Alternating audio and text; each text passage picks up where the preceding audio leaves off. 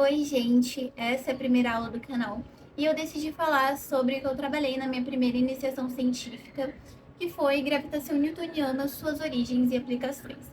Inicialmente, eu vou dar um contexto histórico para a gravitação, depois eu vou falar especificamente da lei da gravitação de Newton. Depois, também falarei das aplicações, dos limites, falhas da teoria e fazer uma comparação é, de Newton e Einstein em relação à gravidade. E babei, por fim, eu vou dar uma conclusão para isso. Começando aqui com uma revisão histórica, eu decidi iniciar com Aristóteles, que dizia que as coisas possuíam um lugar natural e se moviam de acordo com isso. Se elas já estavam no seu local natural, divino, elas ficavam ali e não se movimentavam. Bom, e em relação à gravidade, ele dizia que as coisas que possuíam maior massa caíam mais rápido. Bom, atualmente a gente sabe que não funciona muito assim. Tem um atrito ali, né? Mas qualquer coisa eu faço uma aula específica sobre isso. Depois veio Occam, eu não sei se pronuncia dessa forma, mas é isso. Ele veio com uma ideia muito interessante de que o movimento, uma coisa física, não devia ser explicada por um pensamento, como eu posso dizer, divino, que era o que Aristóteles fazia, né?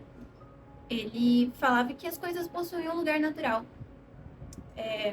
Essa ideia é muito abstrata, né? E Occam veio com essa ideia de que as coisas não físicas não podiam ser tratadas dessa forma. Bom, depois veio Nicolau Copérnico, nosso divo querido, que propôs um modelo heliocêntrico. Né? Depois Galileu Galilei, que falava que as coisas eram atraídas para a Terra, dando uma ideia de gravidade, de gravitação. Depois veio Kepler, com a descrição do movimento dos planetas. Qualquer coisa eu também faço uma aula sobre isso. E Newton, né, que com a caída da maçã despertou essa ideia fantástica. Bom, falando um pouquinho da lei da gravitação universal. Bom, Newton escreveu no seu livro Principia, né, Principia, que a força gravitacional era o produto das massas envolvidas pela distância ao quadrado. Era proporcional a isso, né? O negativo é porque as coisas se atraem. E esse G veio depois, que é a constante gravitacional, né? Ela veio depois, com um experimento. Também posso fazer uma aula sobre isso. Bom, a teoria gravitacional de Newton teve muito sucesso, né? Ela tem muitas aplicações e consegue provar muitas coisas. Inclusive o porquê a gente está na Terra. A gente consegue permanecer no solo com o movimento da Terra, né? E também porque a Lua orbita a Terra, também consegue explicar o efeito das marés, consegue prever novos planetas, ela previu novos planetas, também explica a satelização e também prova as leis de Kepler. A gente consegue obter a lei da gravitação de Newton através das leis de Kepler, uma coisa que é super interessante. Bom, mas ela possui limitações, né? Ela possui limitações quando a gravidade é muito forte, como num buraco negro. Ela também possui limitações quando as velocidades são muito altas. Enfim, mas eu vou falar um pouquinho aqui de duas situações que foram uma das principais que fizeram os físicos questionarem a lei da gravitação de Newton. Bom, primeiro foi o avanço no periélio de Mercúrio. A lei da gravitação de Newton não conseguia explicar essa precessão. E também a curvatura que a luz das estrelas fazia em torno do Sol. Bom, tudo isso é explicado porque a gravitação em torno do Sol é muito forte. Então, o avanço do periélio de Mercúrio é diferente, porque Mercúrio é o planeta mais próximo do Sol.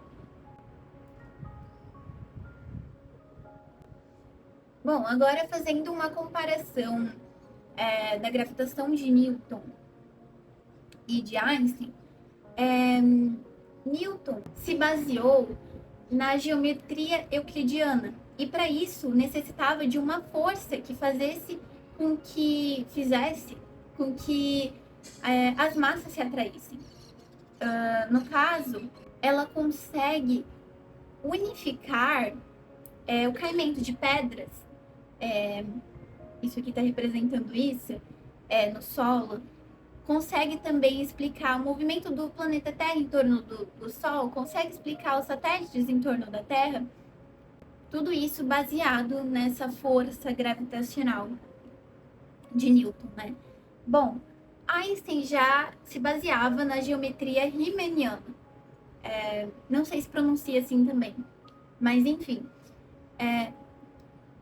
Baseado nessa geometria, a massa e a energia provocava uma curvatura no espaço-tempo que descrevia o movimento da massa e energia.